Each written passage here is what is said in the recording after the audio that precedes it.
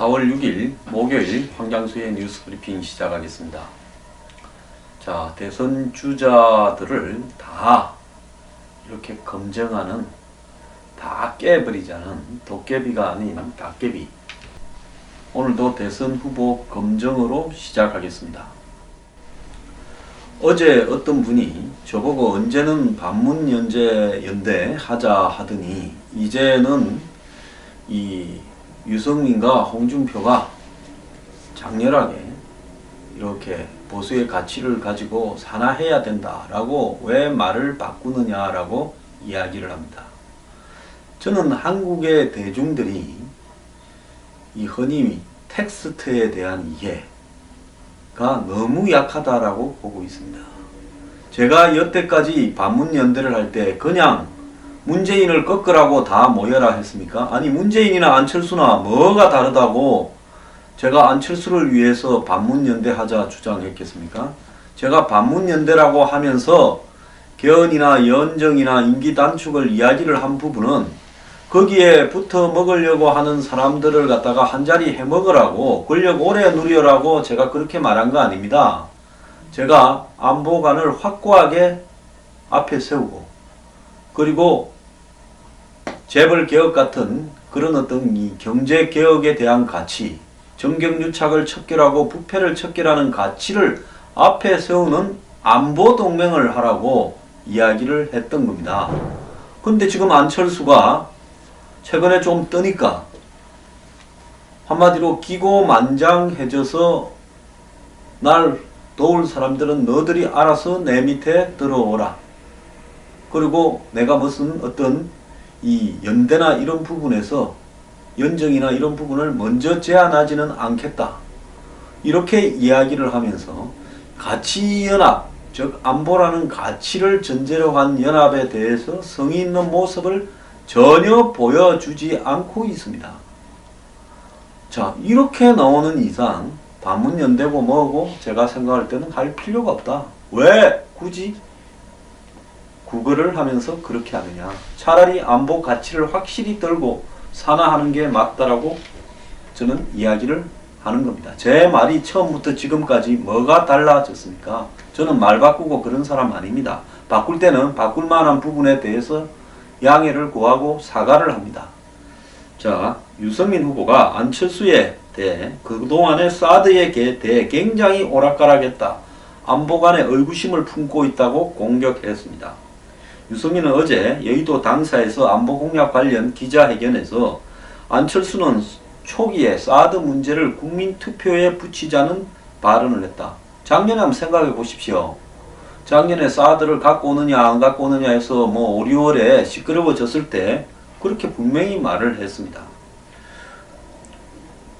자, 그러면서 안 후보 말이 왔다 갔다 하면서 최근에는 한미가 합의했기 때문에 되돌릴 수 없다 했는데, 그런 식의 논리가 정당하다면 한일 위안부 합의도 되돌릴 수 없는 거다, 이렇게 비판을 했습니다. 저는 유승민 후보가요, 안보를 강조하면서 한일 위안부 합의는 또 되돌려야 된다라는 것처럼 말하는 것 같은데요. 이 문제도 저는 동의하지 않습니다. 유승민은 위안부 합의는 역사 주권으로 볼 때 옳지 않은 문제라 재협상을 요구하고 듣지 않으면 파기할 문제고, 사드 배치는 국민의 생명을 지키기 위해 옳은 일이라 확신을 하고 추진할 일이다. 이렇게 말을 했습니다. 유승민이, 오늘 제가 말하는 본질은 아니지만, 위안부 합의의 배경에는 한미일 삼각 안보 동맹 구축을 위한 한일 군사 정보 공유 협정을 하기 위한 피치 못할 사연들이 배경에 있었습니다. 이런 부분을 유승민 후보가 빼고 무조건 필요한 대로만 이렇게 점수 따고 저건 저렇게 점수 따고 하는 식으로 가서는 안 되고요. 확실한 칼라를 보여주길 바랍니다. 안철수를 비판하려면 보수가요, 칼라가 확실해야 돼요. 자, 그리고 유승민은 사드 문제에 대해 국민의당은 처음부터 당론으로 반대했고, 북한의 5차 핵실험 있을 때 소집된 의총에서도 반대 당론을 정했다. 그 당의 후보가 안철수 후보다. 사드 문제가 하나가 아니라 안철수 후보 뒤에는 박지원이 있다. 박지원은 햇볕 정책의 계승자고 대북 불법 송금의 주역이다. 그리고 이 국민의당 의원 대부분이 호남 출신 의원으로, 이건 제 말입니다. DJ의 햇볕 정책을 개성하는 입장이다.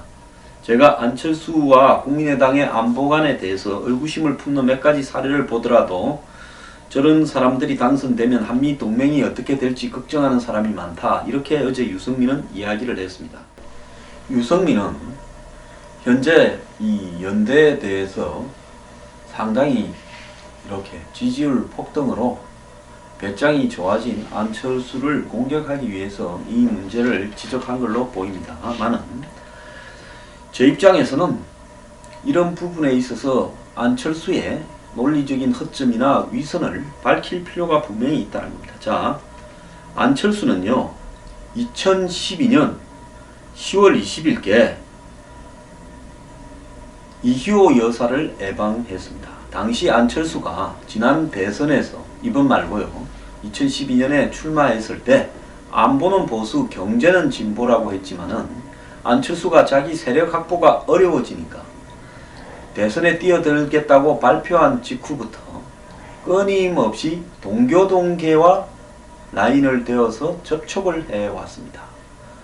박지원, 건노갑, 이희호 여사 등을 접촉하고 있다라는 이야기가 한간에 파다했고, 동교동에서는 안철수를 밀고 있다라는 이야기가 한간에 파다했으며, 심지어 당시 민주당 일각은 이 단일화를 앞두고 여의도 국회 로텐더 홀에서 안철수를 영입해서 같이 이렇게 경선을 하든지 안철수에게 후보를 줘라고 국회에서 농성을 하기도 했습니다. 십수명이요. 그런 내용들이 다 지금 기록에 있습니다. 그때 안철수는 이희호 여사를 예방을 했고, 또 지난 총선을 앞두고도 이희호 여사를 예방을 해서 이렇게 이 봉투를 놓고 왔고, 그때 녹취를 했냐 안 했냐 논란까지도 벌어졌습니다. 즉 이희호 여사한테 격려를 받았냐 안 받았냐. 자, 그때 안철수는 안보는 보수라고 하면서 이 2012년 10월 17일 햇볕 정책의 성과를 개성하여 더 발전시키겠다고 말을 했습니다. 자, 안철수는 헌정기념관에서 2012년 10월 17일 열린 김대중의 국정철학과 대한민국의 미래라는 토론회 축사에서 30년간 지킨 소신대로 분단 50년 만에 처음 남북 정상회담을 열고 남북 대화에 큰 물꼬를 터셨지만 그분이 여신 평화의 길이 중단됐다. 이렇게 말을 했고요. 또 안 후보는 북방 경제가 섬처럼 고립된 한국이 나아갈 길이라고 북방 경제의 중요성을 강조했고, 자, 남북한 철도를 열어가는 철의 실크로드를 열자고 했고, DJ가 어떤 고난에도 굴하지 않을 수 있었던 것은 역사와 국민에 대한 믿음이 있겠다. 자기도 역사와 국민을 보고 가겠다. 이렇게 이야기를 했고, 자, 여기에서 요지는 안철수가 햇볕 정책을 개성하겠다는 겁니다. 안철수는 이 토론회뿐만 아니라 이희호 여사를 예방한 자리나 여러 차례 햇볕 정책의 개성자로서의 입장을 밝혔습니다. 작년 총선 때는 호남의 표를 얻기 위해서 개성공단 폐쇄에 대해서도 부정적이었고, 더 나아가서 사드 문제에 대해서도 사실상 반대하면서 국민투표를 가장 먼저 이야기를 했던 사람입니다. 자, 그런 안철수가 햇볕 정책을 개성한다는 사람이, 자, 이번에 이제 대통령 선거에 나오게 되니까 좌측의 표는 문재인이 거의 다 차지하고 앉았으니까 중도와 우측의 보수의 표를 얻기 위해서 사드를 국민투표에 붙이자라고 했던 말들을 깡그러니 이렇게 덮어놓고 자신의 말을 뒤집어서 이야기를 하고 있습니다. 그런데 이 부분에 대해서 누구도 제대로 이야기를 하고 있지 않는 상황이 있습니다. 안철수는 개성공단 폐쇄에 대해서 재검토하라고 이 작년 2월 18일 날 국회에서 이 비교섭 단체 대표 연설에서 분명히 말을 했습니다. 정부가 급작스럽게 개성공단 가동 중단 조치를 취한 것은 전략적으로 국익에 도움이 되지 않는 거다. 어떤 근거도 제시하면서 개성공단이 문제의 근원인 것처럼 몰아가는 것은 잘못됐다. 그러면서 이 군의 독자적인 전략무기 방어체계를 구축, 즉 DJ의 KMD를 그대로 따르자고 이야기한 것 같습니다. 사드 배치의 실효성 검증, 이거 사드 배치 반대하는 사람이 누누이 해온 이야기입니다. 핵 보유 반대 등을 주장했고요. 7.4 공동성명, 남북 기본 합의서, 6.15 공동선언, 14 정상선언은 모두 남북관계의 유산이다. 그래서 진보적인 정부와 보수적인 정부가 추진했던 성과를 계속 발전해야 된다라고 이야기를 했습니다. 자, 안철수의 이런 이 안보관은 이제 부정할 수 없는 겁니다. 개성공단 폐쇄가 국익에 도움이 안 되고 핵무기와 미사일 개발 저지에 효과가 없다고 했고, 또 더 나아가서 그는 사드 배치에 대해서도 효용성이 검증되지 않아서 한마디로 이 사드에 대한 효용성에 대한 검토가 있어야 되고, 그러지 않으면 이 부분을 국민투표에 붙여야 된다라고 이야기를 했습니다. 안철수의 생각이라는 책에 보면 북한은 대화와 평화의 대상이다라고 되어 있습니다. 자, 그러면 안철수와 문재인이 뭐가 다른가 하는 겁니다. 그런데 최근에 안철수는 말을 바꾸어서 사드에 대해서 이렇게 이 사드에 대해서 마치 배치를 찬성하는 듯 이야기를 하고 있는데, 안철수가 사드에 대해서 한 이야기는 사드 배치를 찬성한다기 한 것이 아니라 국가 간 협정은 지켜져야 된다라고 이야기를 했습니다. 자, 국익을 최우선으로 생각하는 그 관점에서 이렇게 상황이 변화되면 최선의 방법이 뭔지 고민해야 된다. 사드도 중국 정부를 설득하는 것이 최선이다 하면서 인정한 양 이야기했지, 사드가 배치되어야 된다라고 확고하게 이야기한 적은 없습니다. 자, 그러면서 손학규 전 후보는 당내 토론에서 사드 철회를 이야기하다가 국가 간 협정을 지켜줘야 된다라고 이렇게 말을 바꾼 이유가 뭔지를 이렇게 지적하고 나왔고요. 더 나아가서 개성공단 폐쇄에 대해서,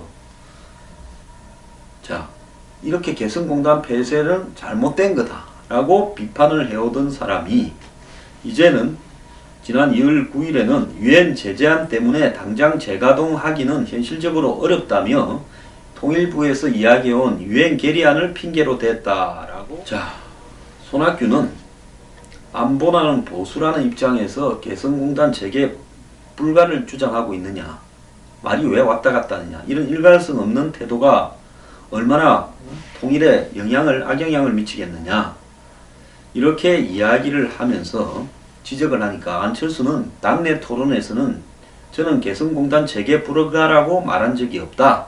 지금 현재의 대북 제재를 강화하면서 동시에 대화를 병행하고 그 끝에 종합적으로 논의하자는 입장이다라고 이야기를 했습니다.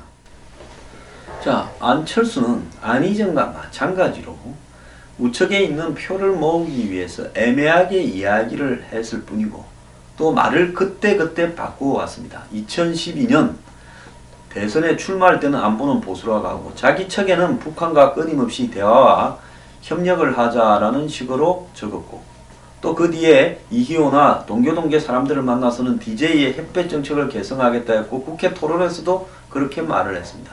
그 이후에 줄곧 안철수는 새정치연합이라는 민주당이 이름을 바꾼 당에 들어가서 김한길과 공동 대표를 했고, 거기에 이제 평당하니까 동교동계를 끌고 지난 총선 직전에 창당을 해서 개성공단에 반대하고 사드에도 반대를 하다가 이제 본인이 대선을 치러야 되는 입장인데 좌측의 표는 문재인이 다 장악하고 있으니 이제 안철수는 마치 사드나 개성공단에 대해서 폐쇄에 대해서 찬성을 하는 듯한 입장을 보이고 있지만, 이 사람의 말 또한 세세하게 따져보면 오락가락하고 있습니다.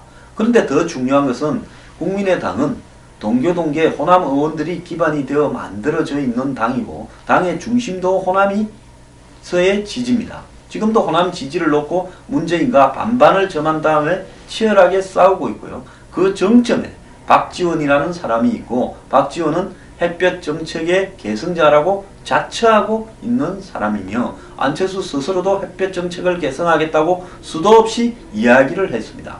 그리고 국민의당 의원 대부분은 DJ의 햇볕 정책을 동의하는 사람들이고 개성공단 폐쇄에 대해 반대하는 것은 당론이고 사드의 반대도 당론입니다. 그러면 그 후보 안철수 한 명이 지금 애매하게 말을 우측의 구미에 조금 맞을만하게 빙빙 돌려서 한다고 해서 안철수가 문재인보다 더 안보관이 확고하냐라고 우리가 착각을 하고 보수에 있는 지지자들이 안철수에 대해서 전략적 투표를 해야 되냐. 저는 은간생심이라고 생각을 하고요. 지지를 철회해야 되고 이건 대국민 사기극입니다. 지지를 철회해야 되고 그러면 어떻게 해야 되느냐. 안철수가 공식적으로 박지원과 국민의당의 당론을 보수의 지지자들이 주장하는 관점에 맞추어서 바꾸고 당론의 통일을 하면서 안보 가치를 앞에 내세운 동맹을 주장할 때 그때 안철수를 지지해야 된다는 겁니다. 그러지 않을 바에야 차라리 보수가 어제 제가 말씀드린 대로 확고하게 보수의 표를 단일화해서 모은 다음에 이번 대선에서 장렬하게 산하는 것이 낫다라는 겁니다.